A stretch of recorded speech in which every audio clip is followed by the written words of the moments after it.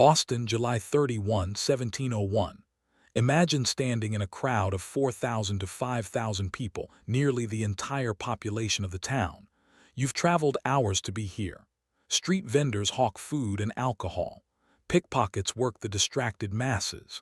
Children perch on their fathers' shoulders for a better view.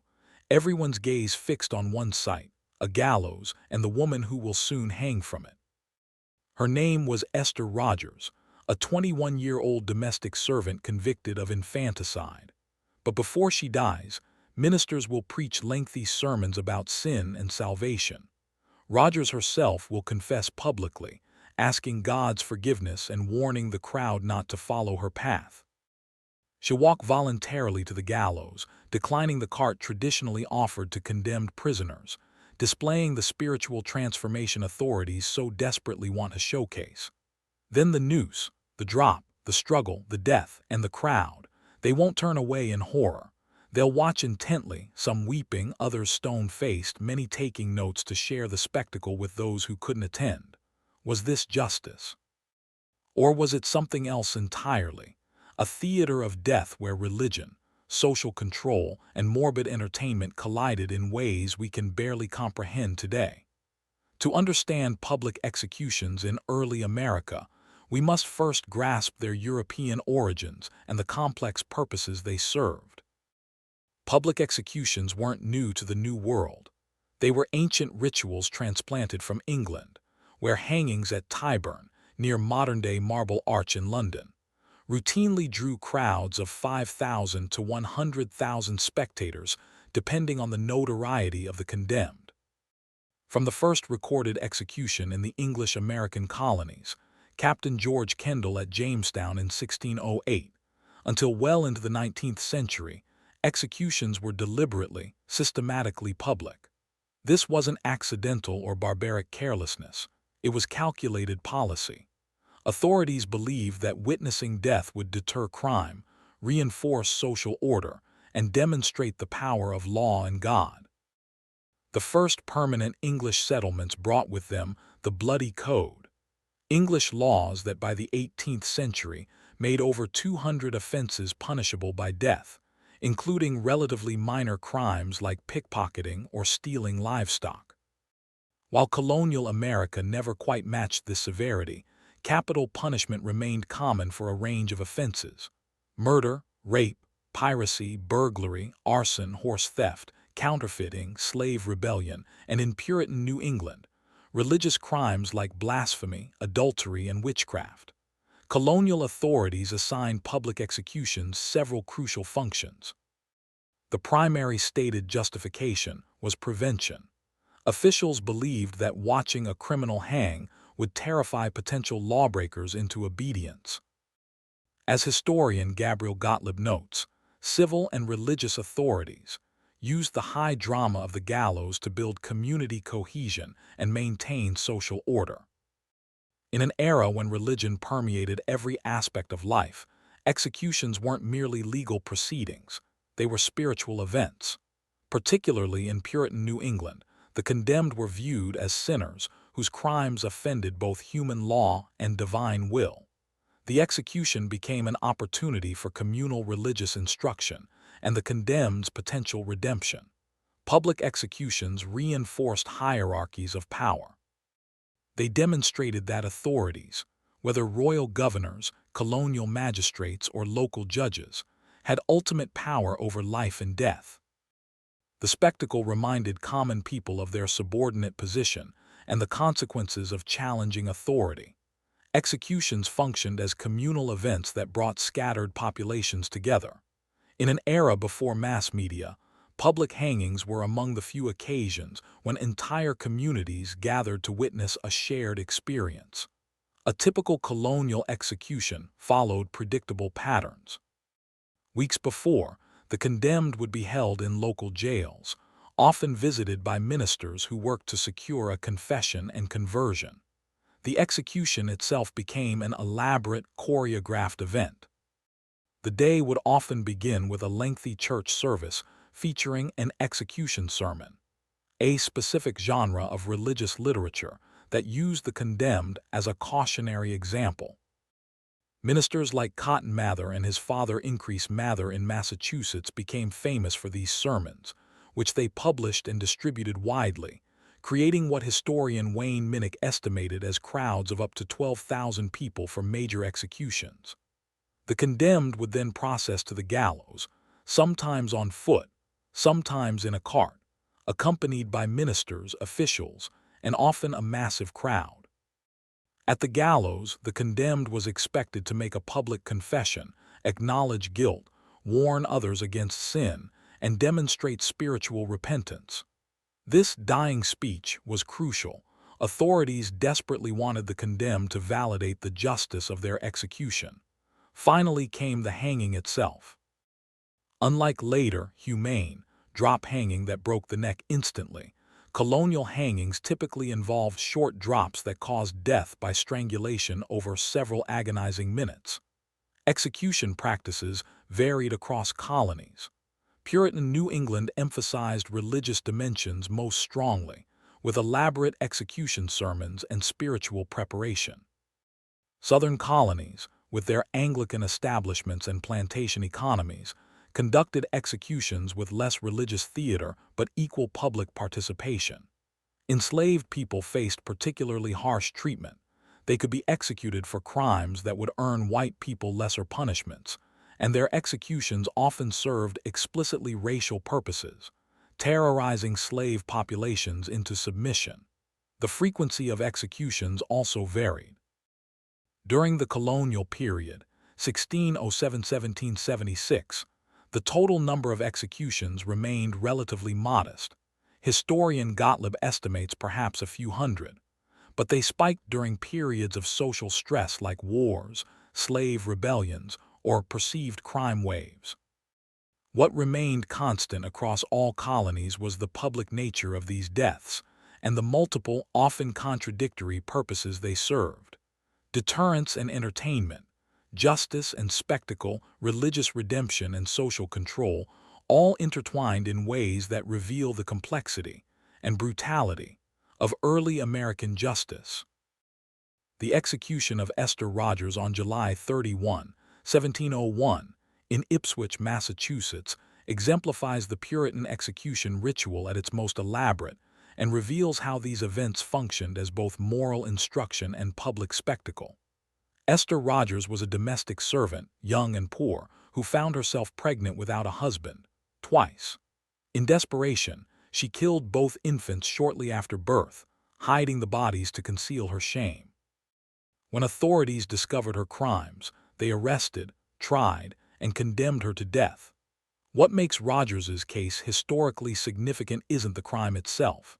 Infanticide prosecutions were distressingly common in colonial America, where desperate women facing social ruin sometimes resorted to this horrific act.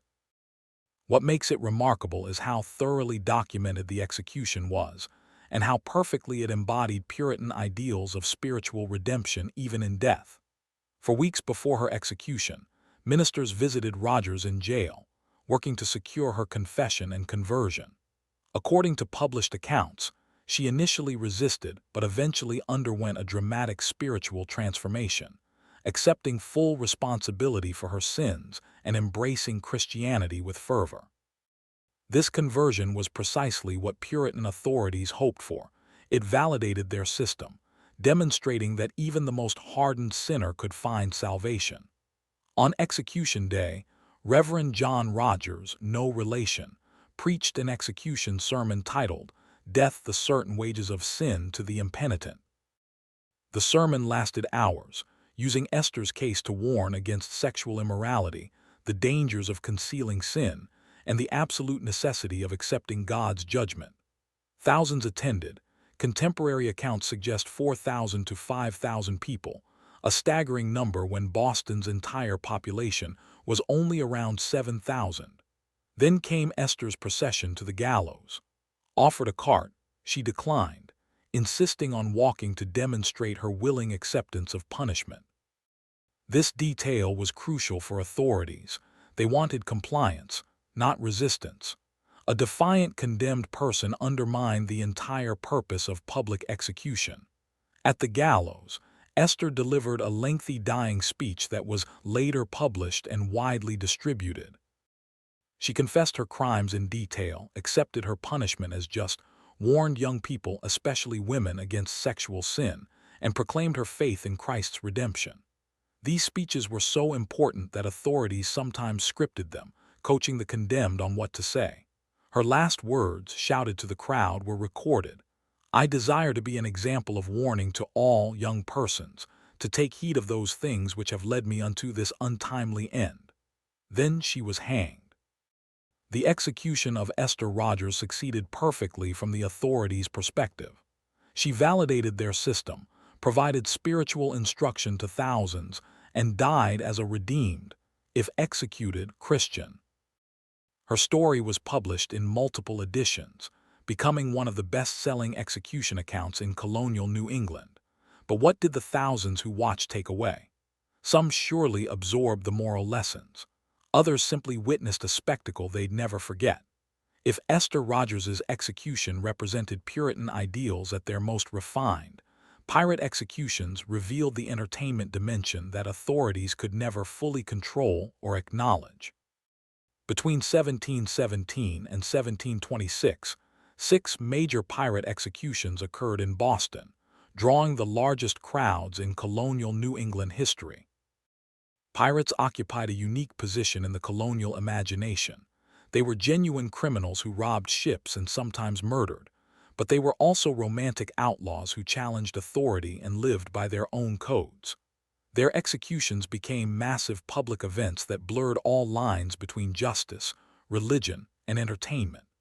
The most famous was Captain William Kidd, hanged in London in 1701, but his execution set patterns followed in America.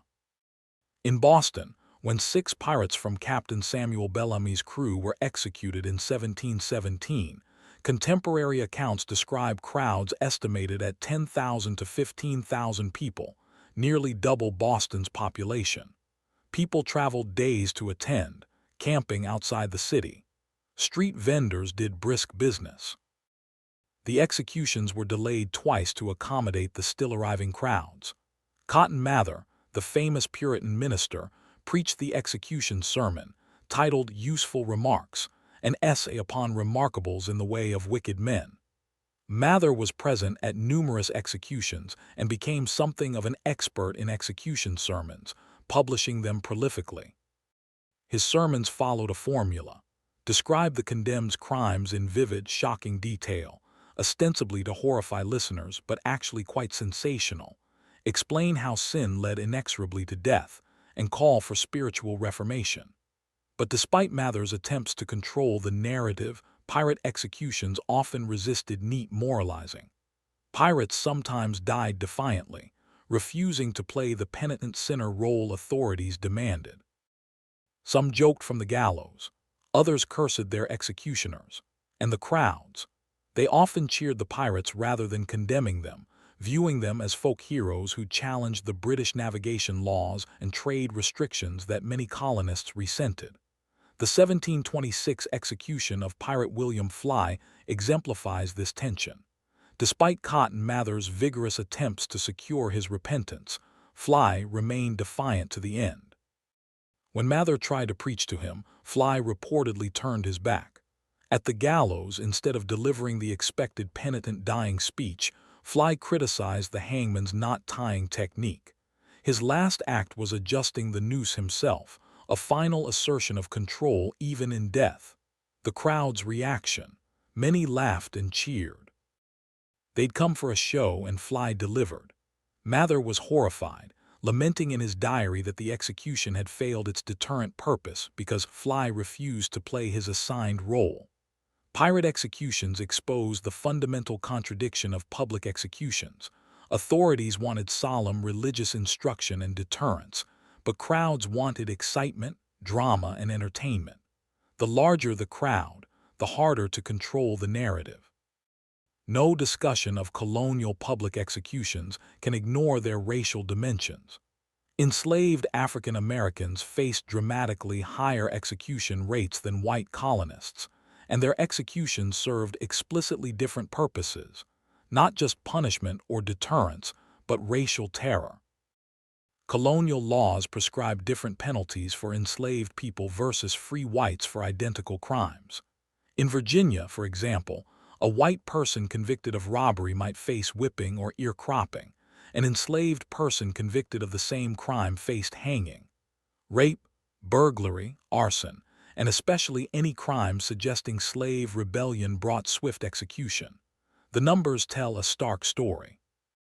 In colonial America, perhaps half of all executions involved enslaved people, despite slaves comprising only about 20% of the population in colonies where slavery existed. In some southern colonies, the disparity was even more extreme. But beyond the numbers, the nature of these executions differed. While white criminals received elaborate spiritual preparation, dying speeches, and at least the pretense of redemption, enslaved people's executions focused purely on terror. Their bodies were sometimes displayed publicly for days as warnings. Some were burned alive rather than hanged, a punishment reserved almost exclusively for enslaved people and considered more terrifying. One particularly horrifying example occurred in New York in 1741 during the Negro Plot hysteria, a panic about alleged slave conspiracy to burn the city and murder whites. In an atmosphere of racial paranoia not unlike the Salem witch trials, authorities arrested over 150 enslaved and free black people. 31 were executed, 13 burned at the stake, 18 hanged.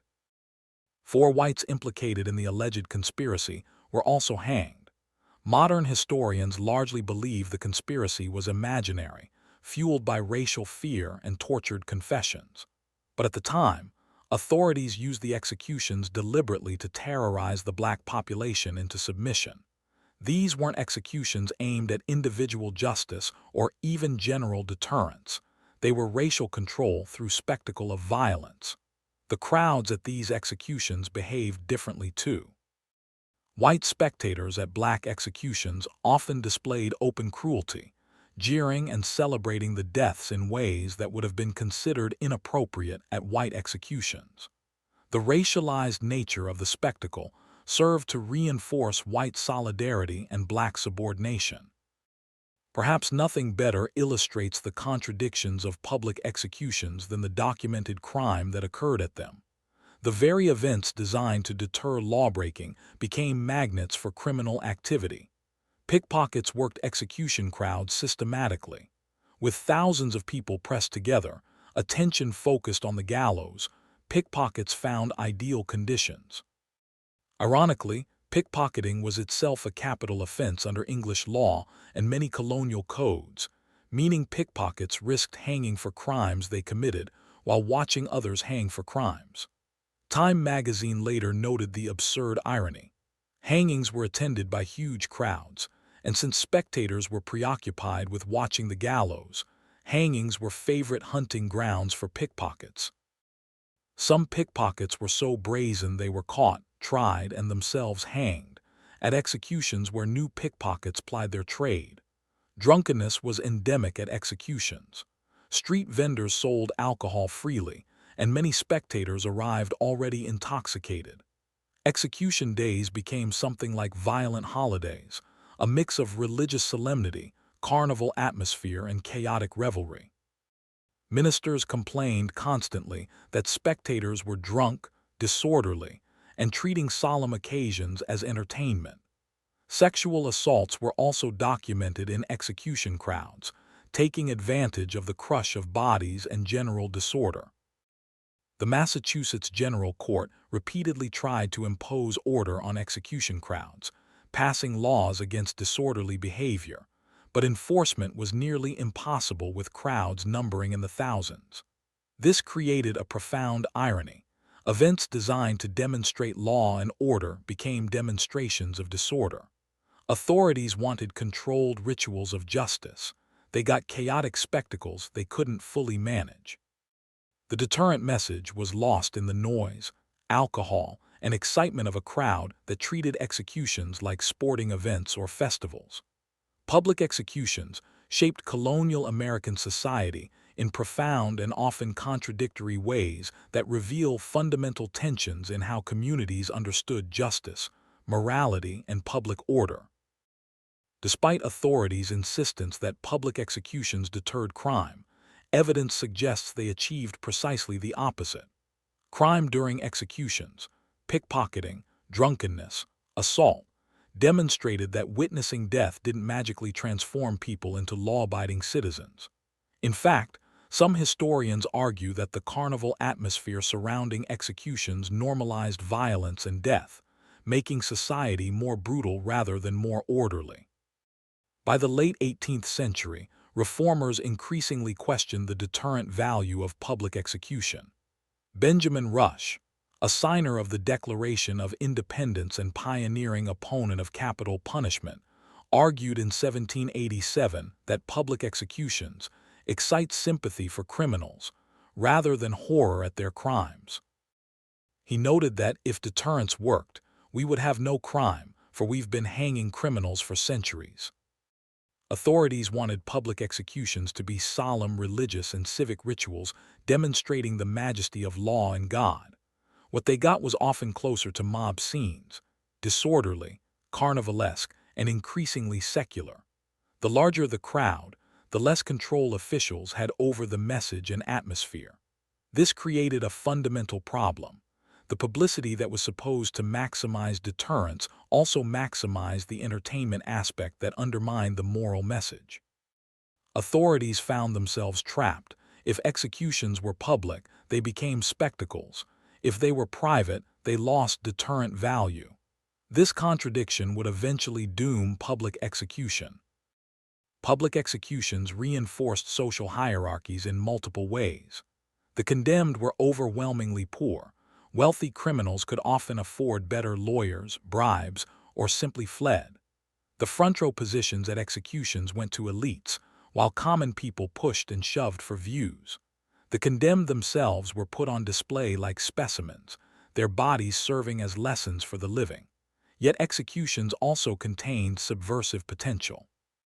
When condemned criminals died defiantly, when crowds cheered pirates or sympathized with desperate women like Esther Rodgers, when the spectacle revealed the brutality of authority rather than the depravity of criminals. In these moments, executions could undermine rather than support the social order they were meant to maintain. For enslaved people and free black populations, public executions served purposes beyond anything experienced by white colonists. These weren't primarily about individual justice or even general deterrence. They were racial terror designed to maintain white supremacy through spectacular violence. The message to black communities was clear and deliberate. This could be you. Resist, rebel, even commit minor crimes, and this fate awaits. This racialized use of execution spectacle established patterns that would persist long after slavery ended. Lynching, essentially public execution without legal sanction, emerged in the post-Civil War South as a continuation of these same terror tactics, with crowds, photographs, and deliberate publicity all echoing colonial execution spectacles. Watching executions routinely surely affected colonial psychology in ways we can barely imagine. Children attended executions. It was considered part of their moral education. What did it do to a society where watching people strangled to death was normal? Some historians argue it cultivated callousness and acceptance of violence. Others suggest it created deep anxieties about death, sin, and judgment that shaped colonial religious culture. The execution sermon literature, bestsellers of their era, reveals a culture obsessed with death, judgment, and the line between the saved and the damned.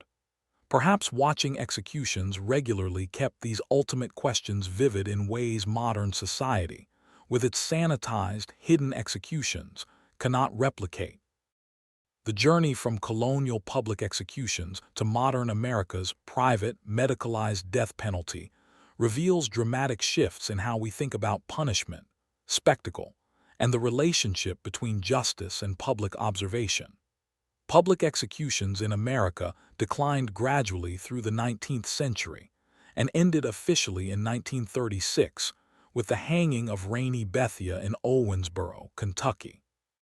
An estimated 20,000 people watched Bethia, a black man convicted of raping and murdering a white woman, die on the gallows. The execution became a media circus, with reporters, photographers, and even radio coverage. The chaotic spectacle, including reports of drunken crowds and souvenir hunters, horrified many observers and accelerated the end of public executions nationwide. Kentucky banned public executions the following year. The shift reflected changing sensibilities. Executions came to be seen as barbaric spectacles rather than moral instruction. Yet the death penalty itself continued, just hidden behind prison walls, witnessed only by a few officials and selected observers. While physical attendance at executions ended, the desire to witness death didn't disappear, it transformed. Today, debates rage over whether executions should be televised. Victims, families, and media outlets have sued for access to execution footage. The argument mirrors colonial reasoning. Shouldn't the public witness what's done in their name? If executions deter, shouldn't they be visible? Yet modern sensibilities rebel against this logic. We've decided that state-sanctioned killing should be antiseptic, medical, hidden. Not because we've abolished it, but because we can't reconcile its brutality with our self-image as a civilized society. Colonial Americans had no such qualms. They believed spectacle was the point. Perhaps the most troubling continuity between colonial executions and modern capital punishment is racial disparity. Just as enslaved people faced execution at dramatically higher rates than whites for identical crimes, modern death rows remain disproportionately black and brown. The race of the victim matters too. Crimes against white victims are far more likely to result in death sentences than identical crimes against black victims, echoing colonial hierarchies of whose lives mattered most. Studies consistently show that modern capital punishment retains elements of the racial control function it served in colonial times. The death penalty isn't applied equally. It's applied disproportionately against minorities and the poor, just as colonial executions targeted enslaved people and the powerless. Colonial authorities insisted executions deterred crime despite obvious evidence they didn't. Modern death penalty supporters make identical claims despite decades of research showing no deterrent effect. States with capital punishment don't have lower murder rates than states without it. Countries that abolished it didn't see crime increases. Yet the deterrence argument persists, perhaps because it provides a rational justification for a practice rooted in more primitive impulses. Retribution, spectacle, and what philosopher Mitchell Foucault called the spectacle of the scaffold, displays of state power enacted on bodies. Colonial public executions teach uncomfortable lessons. They reveal how easily justice becomes spectacle, how appeals to deterrence mask other motives, how punishment disproportionately targets the powerless, and how societies can normalize brutality through ritual and religious justification. They also remind us that execution, public or private, serves multiple, often contradictory purposes that have little to do with justice as we claim to understand it. Colonial Americans at least admitted executions were spectacles. We hide ours behind sterile curtains and call them necessary evils, but the fundamental questions remain: whose deaths serve whose purposes, and what kind of society kills for justice? We began on a summer day in 1701, standing with thousands of colonists watching Esther Rodgers walk to the gallows. We've witnessed pirate executions that became carnivals, racial terror masquerading as justice, and the profound contradictions of a system designed to prevent violence through spectacular violence. Public executions in colonial America weren't simple acts of justice.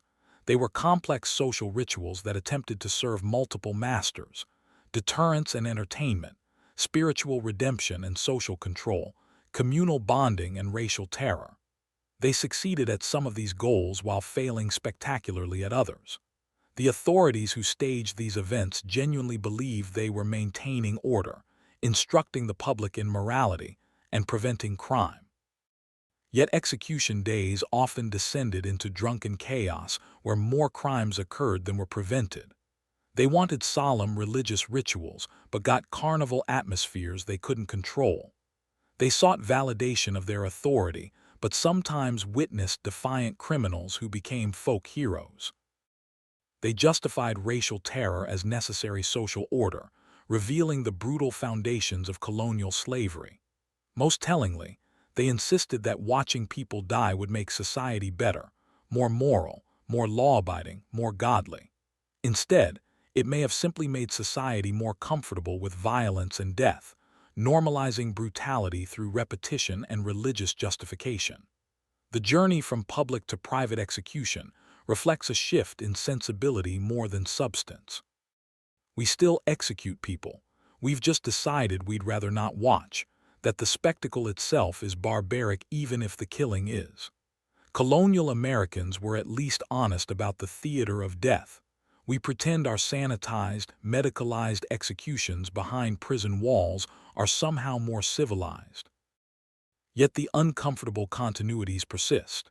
Racial disparities that made colonial executions instruments of racial control continue in modern death rows.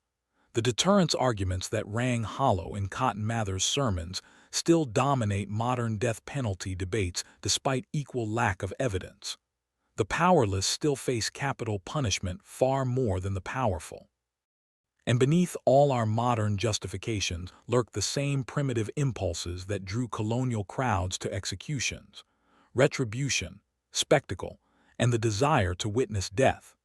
Perhaps the most important lesson from colonial public executions is this: societies excel at justifying practices that serve questionable purposes through appeals to higher values. Colonial authorities wrapped executions in religion and deterrence rhetoric. What questionable practices do we wrap in similarly lofty justifications today? History doesn't provide clear answers, but it asks essential questions. Were colonial public executions justice or spectacle? The answer, uncomfortably, is both, and neither was quite what authorities claimed. The same might be true of how we administer capital punishment today, hidden from public view but no less problematic for its invisibility. What do you think?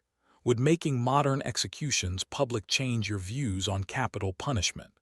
Does hiding them make them more acceptable or more dangerous? And what would Cotton Mather make of our claims to have evolved beyond the brutality of his era? Share your thoughts in the comments, and subscribe for more deep dives into the hidden history that shaped modern America, the uncomfortable truths we'd sometimes rather not confront.